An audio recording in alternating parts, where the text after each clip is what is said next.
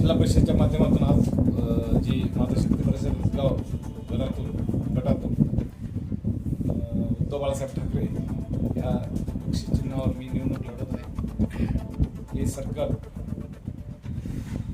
सतत मी या सर्कलला निवडणूक आज माझी तिसरी वेळ, आज 20 वर्ष होत आहे आणि स्पर्धी पण माझा समोरचा जुना तोच आहे. माझा विकास हाच माझा एजेंडा राहणार आहे. आज जे माझे जनता होती, माझे युवक तरुण मंडळी असतात, जोडीदारी मंडळी असतात, मुस्लिम समाज बांधव होतं, त्याच्यापेक्षा ओबीसी समाजाचे नेते होते, मला सगळे समाजाचे होते, इतर समाजाचे जवळपास 2-2.5 हजार लोकांनी आज मला माझ्या खुशीने येऊन माझ्या रॅलीमध्ये सहभागी घेऊन माझ्या पाठीत हात मला आशीर्वाद दिला. परभणी हा शिवसेनेचा नेहमी राहिलेला बालेकिल्ला आहे आणि सातत्याने या शिवसेनेच्या पाठीमागे राहिलेला आहे.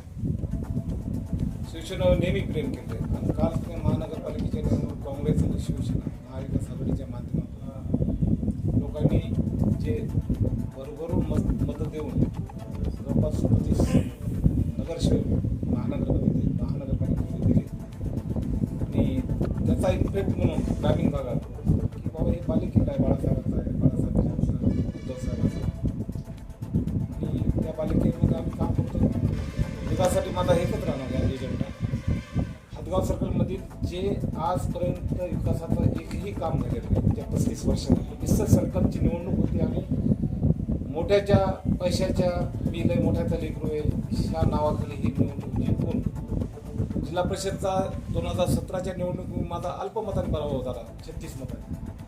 आणि त्या माणसाला त्या निवडणुकीमध्ये 36 मताने मी पडल्यानंतर उपाध्यक्षपद पण दिलं गेलं. उपाध्यक्षपद जेव्हा दिलं होतं बाबाजी साहेबांनी तेव्हा तो म्हणून बाबाजी साहेब जिल्हा परिषदचं उपाध्यक्षपद, शिक्षण सभापतीपद, आरोग्य त्यांच्याकडे होतं. बाबाजी साहेबांनी एवढी जिम्मेदारी दिली पण तो माणूस कोणाचाच होऊ शकत नाही. बाबाजी साहेबांचा कार्यकाळ संपला लगेच तो माणूस लगेच पलटी मारला.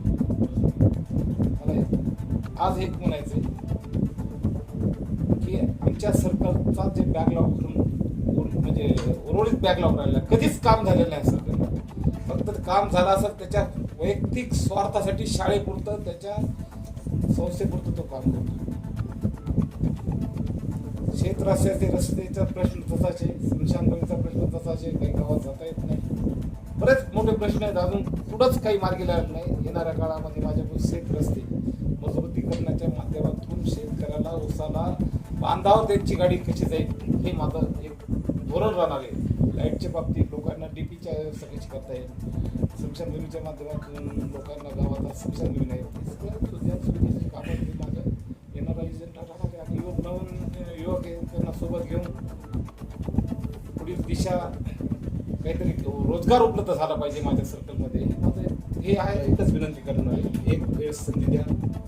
तुमच्या सर्व समस्या असतील माझ्याकडून जे नेहमी मी रस्त्यावर नेहमी लोकांच्या कामासाठी असतो त्यासाठी तुम्ही मला एक संधी देता हीच मतदान